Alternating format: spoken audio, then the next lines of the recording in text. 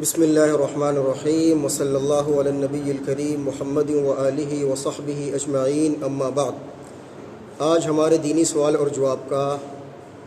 19واں episode ہے اور آج کے سوالات ہیں کچھ اس طرح۔ سب سے پہلا سوال کرتے ہیں کہ تہجد کا آخری وقت کب تک رہتا ہے؟ جب تک سحری کا وقت رہتا ہے اس وقت تک تہجد کا وقت رہتا ہے، تو سحری کا وقت ختم ہونے سے پہلے تہجد ادا کر لینا چاہیے۔ معراج خان صاحب سیتا پور سے کہتے ہیں کہ حضرت میں ایک رضوی مسجد میں تراویح پڑھنے جاتا ہوں، وہاں ہر 4 رکعت کے بعد تراویح کی دعا پڑھنے کے بعد لا الہ الا اللہ واللہ اکبر وللہ الحمد پڑھتے ہیں، تو حضرت اس کا کیا مطلب ہے؟ یہ دعا کیوں پڑھتے ہیں؟ کیا آپ صلی اللہ علیہ وسلم نے بھی ایسا کوئی عمل کیا ہے؟ دیکھیں بھائی، تراویح کے 4 رکعت کے بعد جو کلمات کہے جاتے ہیں تو شرعاً تو ان کلمات کا کوئی ثبوت نہیں ہے،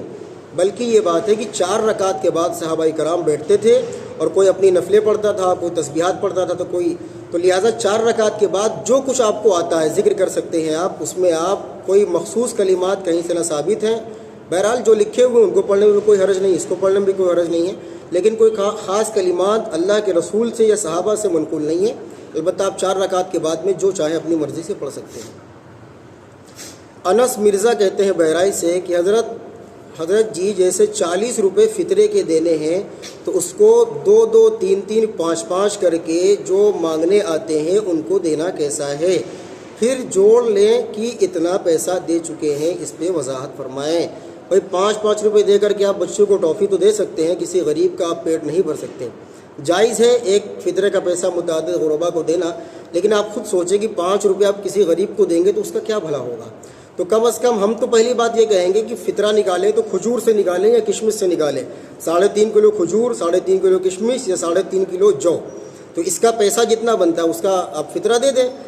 آپ زیادہ فطرہ دیں گے، مثال کے طور پہ کھجور کے حساب سے آپ کا 500 روپے فطرہ بن جائے گا آدمی کا، تو اگر آپ کے پاس وسعت ہے، پیسے آپ کے پاس ہیں، تو آپ 500 روپے ایک آدمی کا فطرہ نکالیں تاکہ کسی غریب کے گھر میں 1-2 دن کا راشن ہو جائے۔ 5 روپے ان کو دیں گے، 2 روپے ان کو دیں گے، تو بھائی فطرہ تو ادا ہو جائے گا، لیکن آپ خود سوچیں کہ 2 روپے کا کرے گا کیا؟ وہ کملا پسند بھی 5 روپے کا ملتا ہے، تو اس لیے بہتر یہی ہے کہ ایک رقم دیں جس سے اس کا کوئی بھلا ہو جائے۔ سوال پوچھتے ہیں کہ فرض نماز میں اگر جماعت سے نماز پڑھنے کی نیت سے مسجد میں جائیں اور 3 رکعت نکل جائے، 4تھی رکعت میں شامل ہوں، امام صاحب کے سلام پھیرنے پر کھڑے ہو کر ثنا پڑھ کر سجدے تک رکعت پوری کرنے کے بعد اتحیات کے لیے بیٹھنا ہوگا یا نہیں؟ اگر کوئی اتحیات کے لیے اس رکعت میں بیٹھنا بھول جائے تو سجدہ سہو واجب ہوگا۔ آپ کی جو امام کے ساتھ جو رکعت ملی ہے تو وہ 1 رکعت تو ہو گئی، لیکن اس کے بعد جو آپ کی ترتیب چلے گی وہ اپنی نماز کے اعتبار سے چلے گی، تو اس لیے آپ کو قاعدہ بھی کرنا ہوگا، آپ کو 3 رکعت میں کھڑا ہونا ہوگا اور 4تھی رکعت میں پھر آپ کو سلام پھیرنا ہوگا، تو لہذا قاعدے میں نہیں بیٹھے تو پھر سلام سجدہ سہو کریں گے سلام سے پہلے۔ روزدار جو ہے وہ استنجا کرے گا تو اپنے پخانے کے مقام کو ٹائٹ کرے گا، اگر پخانے کے راستے سے پانی پیٹ میں چلا جائے تو روزہ ٹوٹ جائے گا۔ واہ بھائی واہ! بھائی دیکھیں، اس میں مسئلہ یہ ہے کہ بے شک اگر پخانے کے مقام سے کوئی پانی یا کوئی چیز چلی گئی تو روزہ ٹوٹ جائے گا، لیکن پھر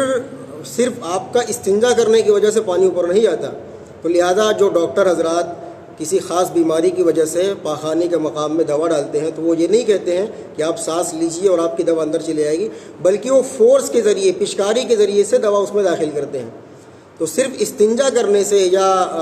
پخانے کا مقام دھلنے سے اس میں پیٹ میں پانی نہیں جاتا ہے، یا اس میں بعض لوگ کہتے ہیں کہ سانس روک کر کے رکھیں، پتہ چلے بندے کو اٹیک پڑ جائے اسی وقت مر جائے سانس رکنے کی وجہ سے، تو ایسا نہیں ہے، بلکہ آپ سانس لے سکتے ہیں، لیکن ہاں پانی اندر نہیں جانا چاہیے، اور پانی اندر نہیں جائے گا بھائی، اتنی جلدی پانی اندر چلا جاتا تو پھر کیا تھا۔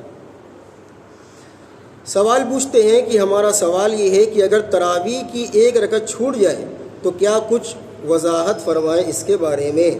برائے مہربانی، ہماری 1 رکعت چھوٹ گئی ہے 14 رمضان کو پہلی رکعت۔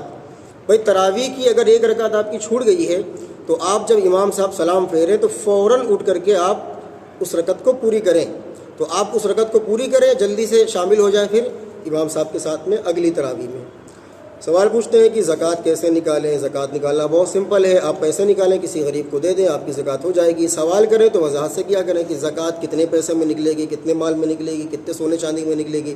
تو اس کے بارے میں کئی بار میں بتا چکا ہوں ویڈیو میں کہ 52.5 تولہ چاندی یا 7.5 تولہ سونا یا اس کا کیش یا سامان تجارت جتنے یہ رقم بنتی ہے اس کے بقدر تو کسی کے پاس 52.5 تولہ چاندی ہے، 7.5 تولہ سونا ہے، تو اس میں سے زکوٰۃ نکالی جائے گی۔ اگر کسی کے پاس 7.5 تولہ سونا پورا نہیں ہے لیکن اس کے ساتھ میں چاندی ہے، کچھ ہے، تو دونوں کو ملایا جائے گا۔ اگر چاندی کے نصاب تک پہنچ جائے گا، مثلاً 52.5 تولہ چاندی جتنے سے خریدی جا سکتی ہے اتنے پیسے اگر اس کے پاس ہوں گے سب ملا کر کے، تو اس پر زکوٰۃ واجب ہوگی، زکوٰۃ نکالنا اس میں ضروری ہوگا۔ جتنا پیسہ بنتا ہے، یا کیش ہے یا اسی طریقے سے آپ کا سامان تجارت ہے جو بزنس میں لگائے ہیں آپ نے سامان، کوئی پروڈکٹ ہے، یا اسی طریقے سے آپ کا جو سونا چاندی ہے، تو سب کو جمع کر کے پھر اس کی قیمت لگائیں، اس قیمت میں سے آپ نکال لیں 2.5%، تو اس طرح زکوٰۃ انشاءاللہ آپ کی ادا ہو جائے گی۔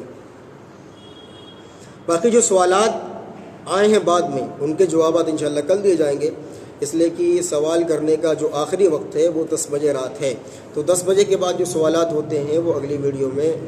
دیے جائیں گے جوابات ان کے۔ ایک اور وضاحت سن لیں، آج بہت سے لوگوں نے گروپ جوائن کیا ہے، تو ضروری وضاحت سن لیں کہ سب سے پہلے جب مسئلہ لکھیں تو اپنا نام، جیسے انہوں نے لکھا ہے کہ میں انس مرزا بہرائچ سے،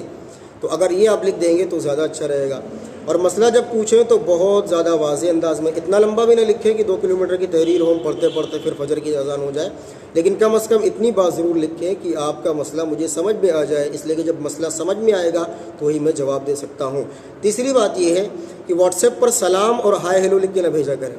آپ سلام بھیجتے ہیں، ہم جواب دیں گے اس کا، آپ کبھی وقت ملا تو جواب دیں، ویسے بھی اعتکاف میں تو جواب دینے کا کوئی چانس نہیں بنتا۔ واٹس ایپ صرف سوال لینے کے لیے کھولیں گے، تو اگر آپ کو کوئی سوال پوچھنا ہو تو آپ صرف واٹس ایپ پر السلام علیکم، میں فلاں جگہ سے ہوں، میرا سوال یہ، ایک ہی میسج میں سلام دعا لکھ کر کے پوری بات لکھا کریں، سلام کا جواب دینے کا انتظار نہ کریں، ہائے لکھ کر کے ہیلو کا انتظام نہ ہونا چاہیے ہمارے پاس میں۔ تو اس لیے ان شرائط کے ساتھ بھی آپ سوال لکھ سکتے ہیں، آپ کے جوابات ویڈیو میں دے دیے جائیں گے